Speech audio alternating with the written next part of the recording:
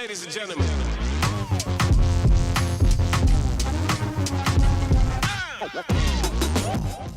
Hello, everybody. It's been a while. Welcome back to the Drunken Portuguese. I'm Chef Al. Today we're going back to the roots. We're going back to my Portuguese heritage. Little history coming up, growing up. At Labor Day was always a Portuguese big deal because it was the Feast of the Holy Ghost. Now, the Feast of the Holy Ghost was a big deal in my family. We were all Portuguese. My mother would usually make a cacoila. And that's what we're going to make today in honor of my mom, God rest her soul. She handed down this recipe from her grandparents, or from her parents, who probably got it from their grandparents, but it's going down the line. And now it's my turn. I'm getting older, so I'm going to put it on a video. Hopefully someday I'll have somebody standing next to me I can actually teach them how to make this. But anyway, so it's cacoila, Cacoila, Portuguese. It's a, I'm not going to call it a pulled pork sandwich. It's not a pulled pork sandwich. Pulled pork sandwich is smoked long hours and you pull it barbecue sauce. Totally different, totally different. I'm going to call it a shredded beef and pork slow cooked in a slow cooker for hours and hours and marinated for 48 hours before that in red wine and all kinds of good shit. Now, most of the recipes that you'll hear call for pork. Just pork. My mother's always made it. Her parents always made it with pork and beef. So what I've done is I went to the market. I bought a pork shoulder, a good sized pork shoulder, right? You know, pork shoulder, boneless.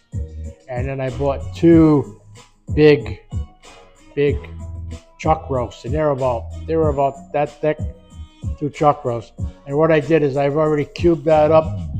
I cut them up into pieces. Hang on.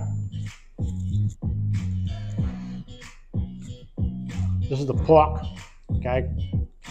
So I've cut them up into, good sized chunks because we're going to marinate them. So you don't want them too big or they won't get all the flavor of the marinade. Okay? So let's get going.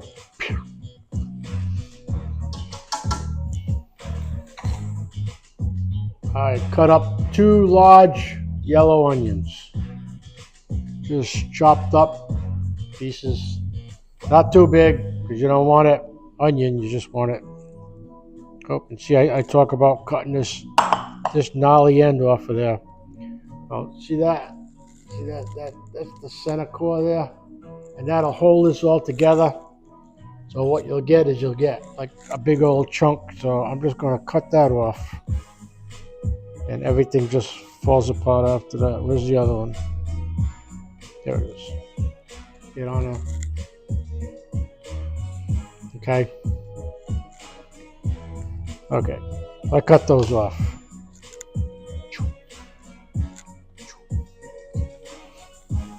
Okay, so this is just, it's a big pot because I want to make sure everything fixes, and we're going to be mixing this up. So you want get a big pot to do this. It's a lot. It's a lot of meat and shit. So 2 yellow onions chopped. Toss them in there. Okay?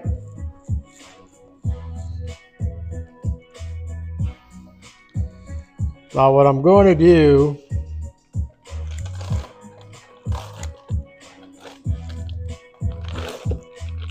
hang on. Bear with me.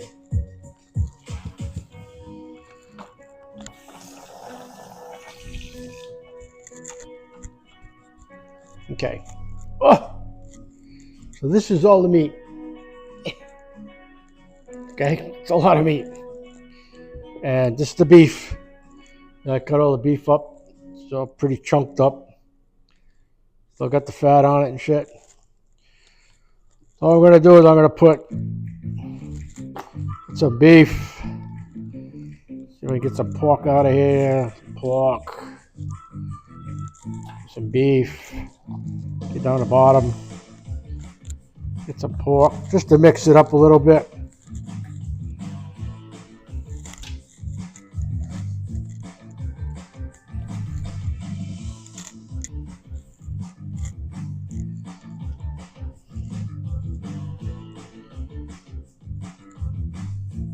All right.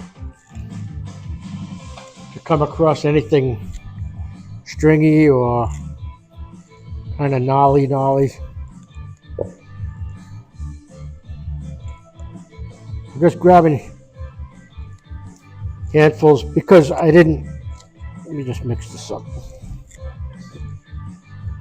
Because I had them cut up in separate bags. Okay. A lot of meat. And I know we're going to have a hell of a time mixing this, but that's what makes it freaking exciting. Okay. Hang on, I'm just getting rid of some of the crapola here. Just going to give the hands a little wash.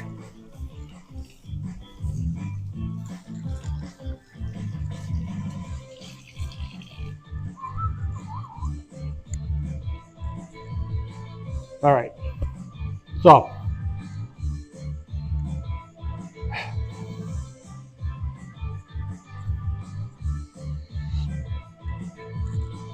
we got the meat and the onions in here, and like I said, it's going to be a real bear to try to get down there and get everything mixed up. All right, well, I guess metal spoons aren't going to work. Let's see if we can break a wooden one.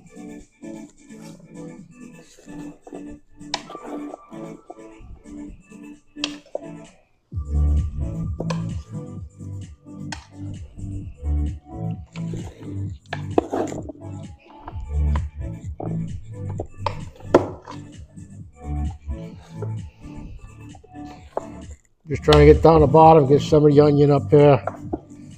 Try to get it kind of semi-mixed up because once everything else goes in there, we got to mix it up anyway, so. Yeah.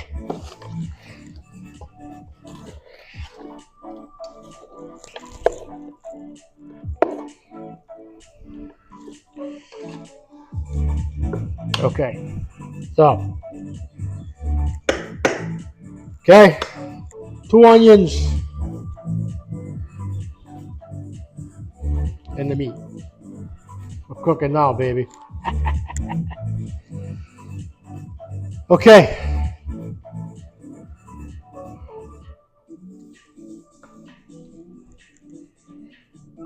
I have a can of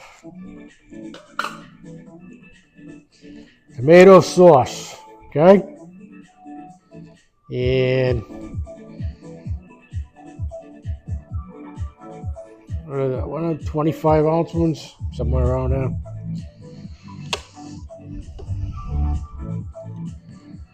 I'll put a little more than half in there.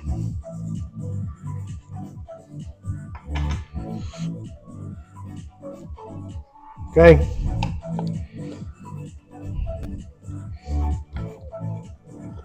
You don't want it too tomatoey,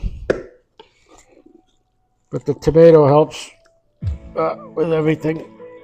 Kind of pulls it together.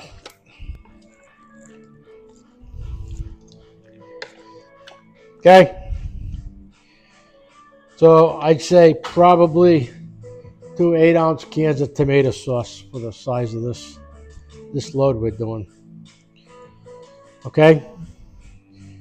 Now this is Portuguese allspice. Now this is important because without it, it's just not going to be what it is.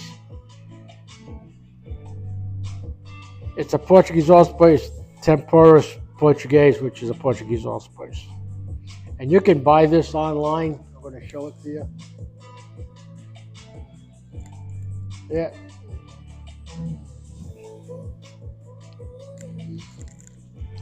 I mean, don't even try to make it if you don't have it. You need it. You need it. Okay. So I've got a brand new one. This is a 1/2 ounce.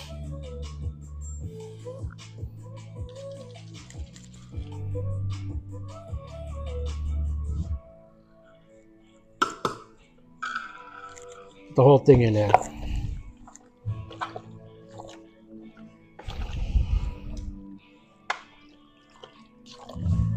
And it's an allspice. It's got all kinds of stuff in it.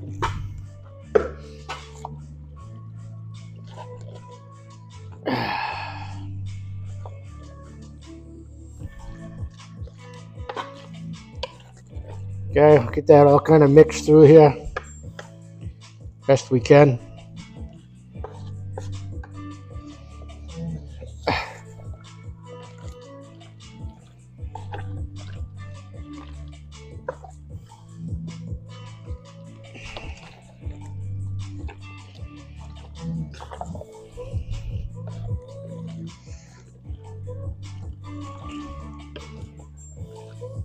It's definitely a workout.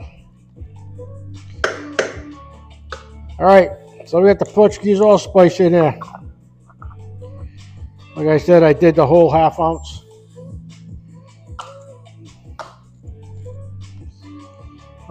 Crushed red pepper. Crushed red pepper. Now, you can spice this up as hot as you want. Me, because a lot of people come over and it's like if they don't like spicy and you make it spicy, you can't take it out. However, if they make a sandwich, they can add Tabasco sauce to it, put some Tabasco sauce on the sandwich or whatever, because that's what this is. They make sandwiches. Okay, so I'm going to put a little in my hand. I'd say that's about a little palmful. All right, I'm going to sprinkle that in there. Okay, probably maybe less than a tablespoon, somewhere around there. Regular straight old paprika.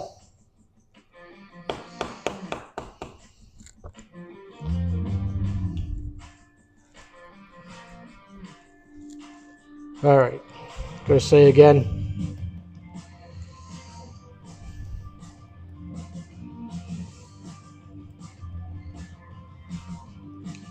I give it like 3 tablespoons.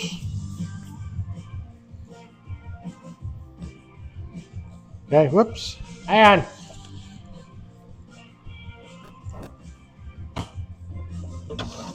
Carmela, you hound dog, what are you doing?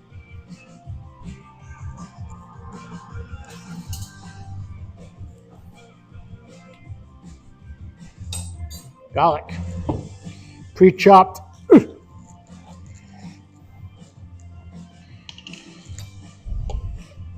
Got a tablespoon, big one. Gonna give it a heaper and another one. I'm gonna give it 2 kind of heaping tablespoons of garlic.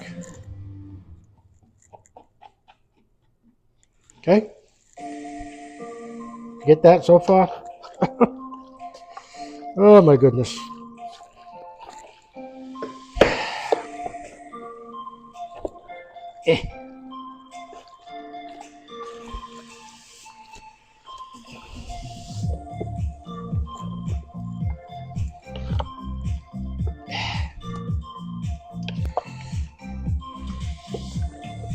And we mix, and we mix, and we mix.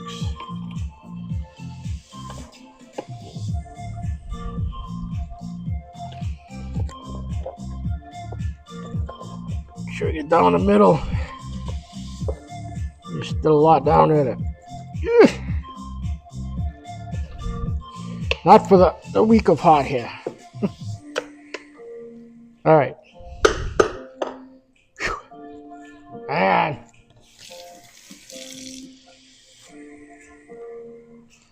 still working on it. Still with me? This is the important part. Ground cinnamon. Okay. Hang on. Gee, caramba. More stuff on me than.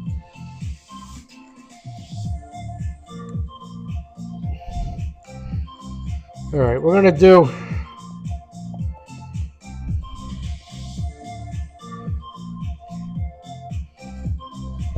teaspoon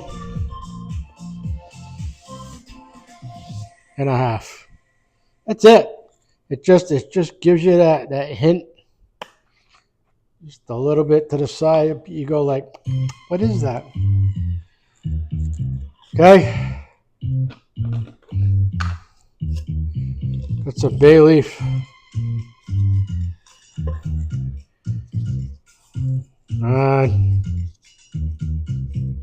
So small. Oh. Big. Give me one more, will you? Oop. All right, I'll put 4 of them in there. 4 bay leaves.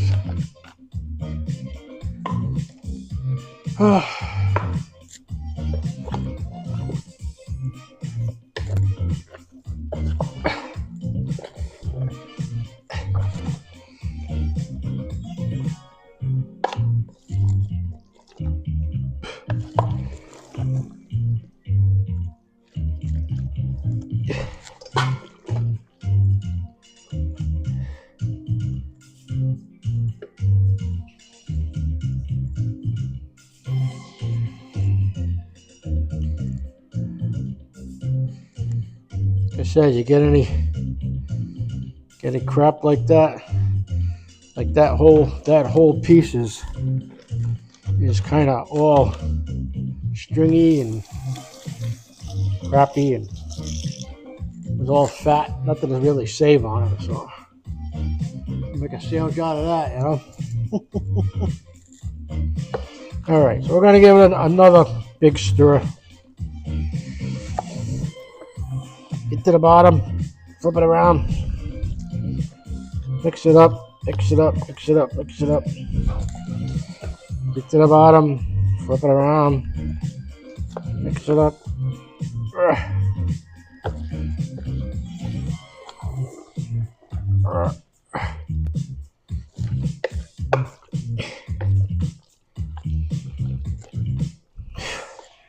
Okay.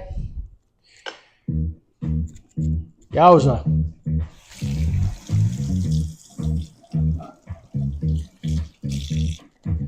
Don't forget the cinnamon and the tomato sauce, because that came in later, and boy, that brought it back to where it was doing pretty good.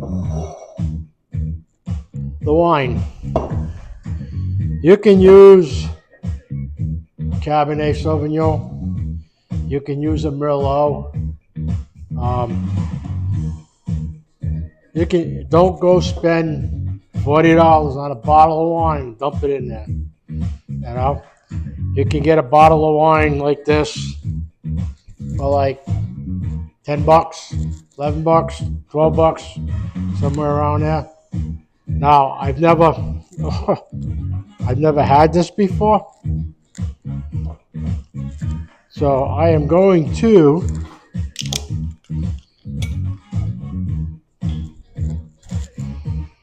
smells good.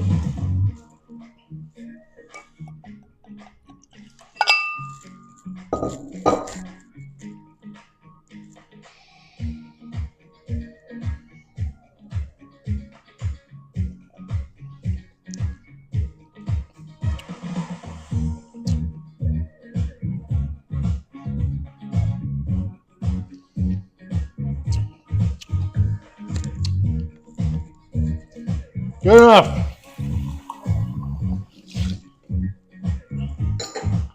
This is actually a blend.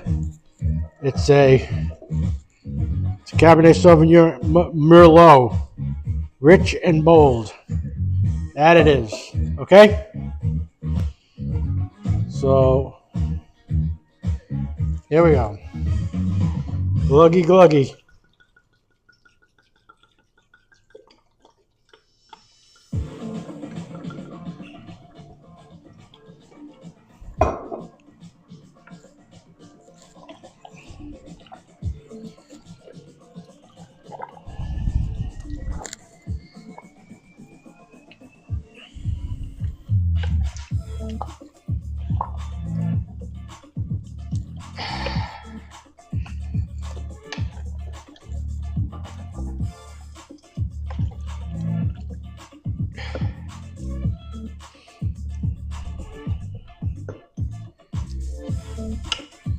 Not bad. You'll see it. It's just starting to come up.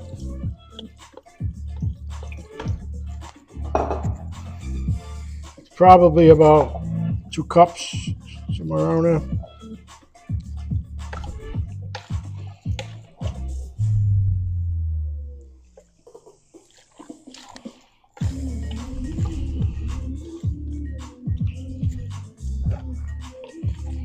Gonna stir it up good. That's it. That's the last ingredient to go in there. So.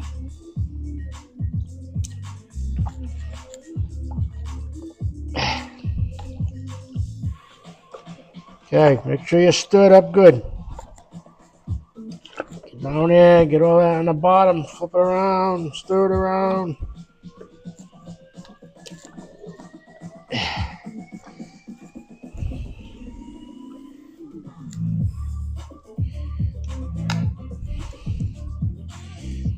Okay, looking pretty dang good here. Smells pretty good. After we cook it, when it smells good. Okay, that looks pretty good. I'm just gonna add just a touch more, like that.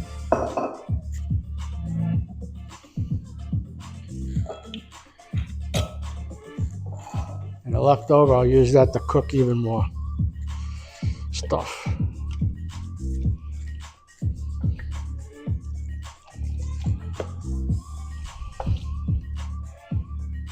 Okay. Now, see that we're done here.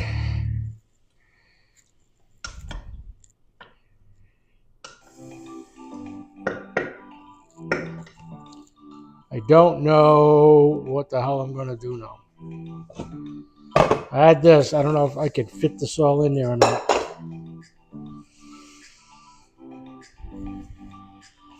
Thinking maybe. About the same size, yeah. Well, it's going to be right up to the tippity tip top.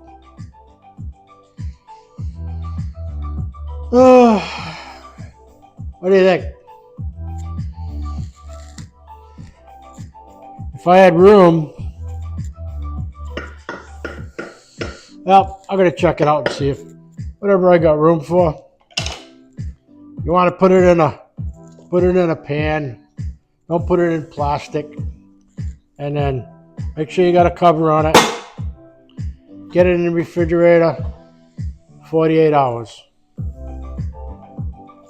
Pull it out tomorrow, tonight, stir it up, put it back in there.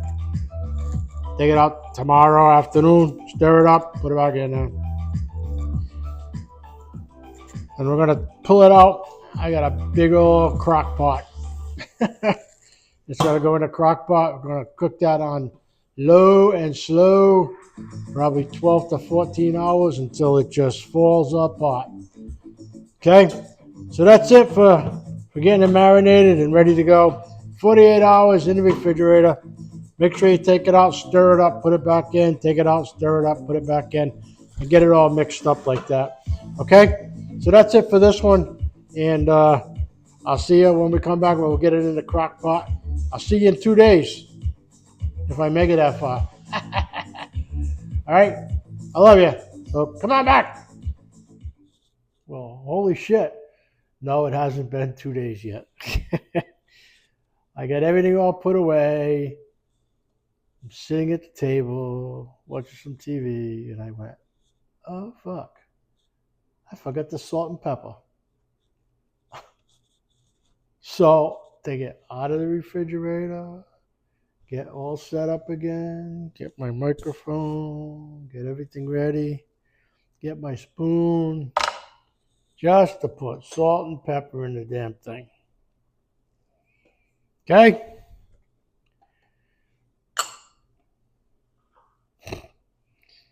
About a teaspoon each. Now, see, I didn't want to not come back and do the video on it because if you were watching it, you'd be like, "Oh, there's no salt and pepper." Yeah, it is. I just dumbass forgot to put it in there. Okay? So we're going to do, I don't know, teaspoonish, a little bit more pepper, teaspoonish, a little bit more.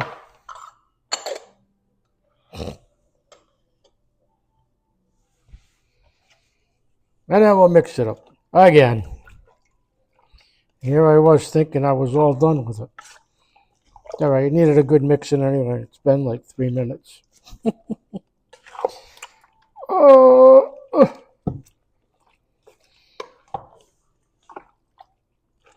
I know I got everything else that I'm supposed to put in there. Hopefully I didn't mess anything up because I don't want it to taste too crappy. It's not going to taste crappy. So anyway, I was telling you that the Feast of the Holy Ghost and down the road a bit, probably about half mile or so, they had the Holy Ghost Society had a big parking lot area. It was big, and they brought in rides. They had a Ferris wheel and games and all kinds of stuff, and it went the whole weekend. It went Friday, Saturday, Sunday, and on Friday they'd have music and stuff like that, but Saturday was kind of the big day. It was an all-day thing, so we'd ride our bicycles down there. I'd be cutting my father's grass a month beforehand to get some quarters and stuff to play the games down there. Me and my buddy, we'd ride our bicycles down there. And back then, you didn't have to worry about anybody stealing your bicycle. Okay, we got everything. Everything's in there now. So anyway, we go down there and play games and ride the rides. And then at night they had an auction. I think it was on Saturday night. They did the auction, and they also had 2 big bandstands up in the air, and they had 2 like marching band type bands, like that the Portuguese bands, the Portuguese Men's Club, whatever, had the PAC, Portuguese American Club, had a band, and they'd play a song, and then they on the other side of the parking lot they'd play a song, and they go back and forth like a battle of the bands. They'd each play a song, and we'd sit out there. They had benches and the lights and the little flags and everything out there. It was just a good time growing up with that, And so they do an auction, and what they did is before that weekend, they went around with a truck and they go to all these houses, and you could donate. Like a lot of the farmers and stuff would donate like a whole bushel basket of like green peppers or meat. They do like a half a cow or something and donate it. And they donate all kinds of stuff. And what they would do is that Saturday night they would auction it off. An actual auction. They had livestock, they had chickens, they'd auction off. But it was great. It was great. That's what we looked forward to. And then 2 days later we were back in school. That was the end of summer, the big end of summer fling. So that was fun. And we go down there, my parents and my uncles and aunts and cousins, and we'd all go down there at night and have a big group. And they had food. They had food concessions underneath the bandstands, and you could get cacoila sandwiches or fava beans or all kinds of stuff. There, you could get hot dogs and pizza, but mostly the Portuguese stuff, you could get. And then they had a beer garden where the older people could go in and drink beer. And it was just nice. There was a parade on Saturday morning. They had a procession with the crown and the staff and everything for the Holy Ghost, and they used to march from there. They go to the St. Anthony's Church, the Portuguese church, and they do the mass. And when they came out of the mass, they'd reassemble, and then they'd march down and come up the hill and around and all the way back down to the grounds. And we go down there for the parade. All of us, with the kids, and we stand there and watch the parade. It was just a good time. And nowadays they don't do that anymore. It's lost its thing, and it's too bad, because those were the things that brought the family together. And it was living the Portuguese culture and everything. So I miss that, and I'm down in Florida, and there's none of that down here. They do down on Palm Coast. There's a big contingent of Portuguese people that live down there, and they have like feasts and stuff down there, but not on Labor Day like we had up there. But anyway, so I miss that. That's why I'm like Gavin. Okay. So anyway, that's all about the feast. And then we'd spend time. My mother lived right up the road. You could hear the music and everything from there, and they'd have fireworks and stuff, and you could hear that. We'd sit out on my mom's front porch underneath this big beech nut tree, huge beech nut tree, bigger than a house, and it was nice and cool air and nice breeze. And Mom would bring out sliced cucumbers from her garden, and she'd bring out cassoulet and brownies, and we'd eat and drink and have a good time. And anyway, then we all at the evening we'd all get together and go down there and meet with all the other cousins and uncles and aunts and my grandparents, my boo-boo and vovó. All right. So anyway, that's it for salt and pepper and my story. All right. So I love you. I'll see you in a couple of days, and we'll keep going on. Don't forget to stir it every now and then. Pull it out and stir it. Just don't let it sit there for 48 hours. I may decide to do this tomorrow. I may take it out and cook it tomorrow. 24 hours? Yeah, probably. Maybe I'll do it tomorrow afternoon. I'll let it sit for the rest of the day and everything, because it's going to cook so long in that slow cooker, it's going to retain all that flavor anyway. So I'll see you in a little bit, and I'll be older when you see me next. Shut the, be nice. I'm trying to be nice. Didn't swear today. Did I? You'd fucking know if I swore. You'd be like, oh, you swore. Oh, shit. Okay. Come on back. See you in a little bit. Couple of days. Bye. Okay, everybody. Welcome back. What I did is I let it go 24 hours in the refrigerator marinating. I took it out this morning. I put it on the stove, and in the pan, I put it on this burner here, and I put it on super low, and I just let it warm up and kept stirring it, try to get it off that refrigerator ice cold meat thing going. So we got that warmed up, and then what I did is I got my monster crock pot out, and he's a big one. That's a big crock pot. It's almost like the whole size of the oven here. I don't know how many quarts it is, but it's big. I think it was like 10 or 12, I don't know. It is big. So anyway, I took a slotted spoon and I got as much of it in there as I could after it's nice and warmed up. It's just starting to pre-cook a little bit. I got it on high. Give you a shot inside here. Okay, so that's it's starting to warm up. Okay, so that's everything that was in that pan. So she's warming up, and what I'll do is I'll let it go for about an hour. let it go in for an hour, and then I'll put it on low, and I'm not gonna touch it till probably I'll check it before I go to bed tonight, and if it needs more, I'll let it go overnight. I'll get up around midnight or 1 o'clock. I'll come out here and just shut it off. But you want that meat to be just, you touch it, you want it to fall apart. Okay? So that's it. So it's in the pot. It's going to cook. And I'll see you tomorrow. All right? All right. Hey, okay. You ready? Finally. Finally.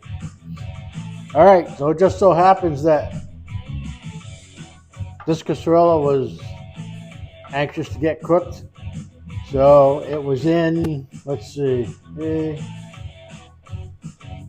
about 9-10 hours. 9 to 10 hours. Well, like I told you before, I started it on the stove. I got it all nice and warmed up. It was already starting to go. So once I put it in there, usually it takes a long time for the crock pot to get it going when it's ice cold. That's why I probably only took like 9 hours to cook this. But it's done, and we're going to take a look at it, and I'm going to make a little sandwich. We're going to see what happens. I've already tasted it. Everything tastes pretty damn good. All right, let me show you now. Stir this up a little bit.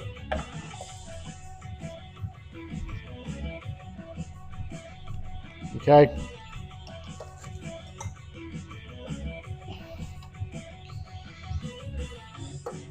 So this is the consistency that you're looking for.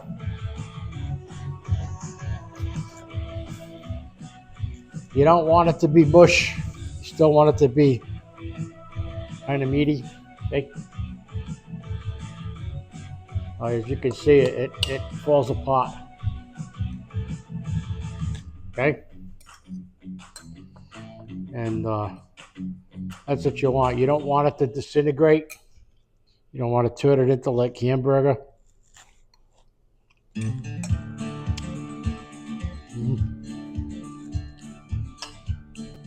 So anyway, what you want to do, get yourself a nice crusty bread roll.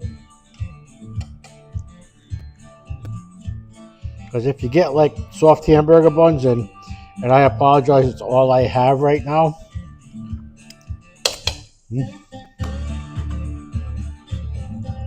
It's all I have. I'm going to put a little hot sauce on it because that's the way I like it. Okay.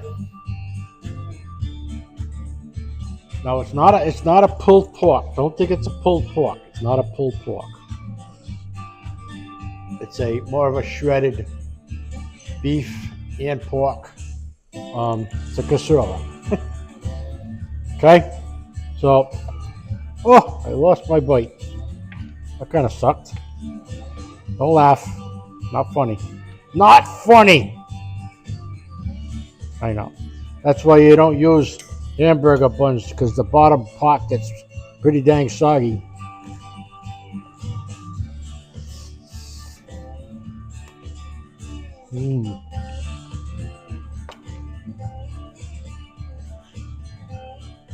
I'll bite.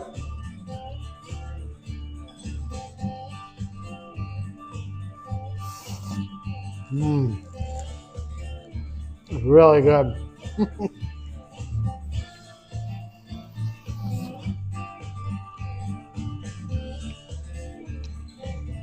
Now, I've made myself. That's a lot. That's a lot of cacoila. So what I'm going to do is I'm going to let that cool down. I'm going to put it in a container and I'm going to freeze it, because it's still another, I don't know, week and a half away, and it's going to get even better. It's going to get even tastier, but it's pretty dang good right now.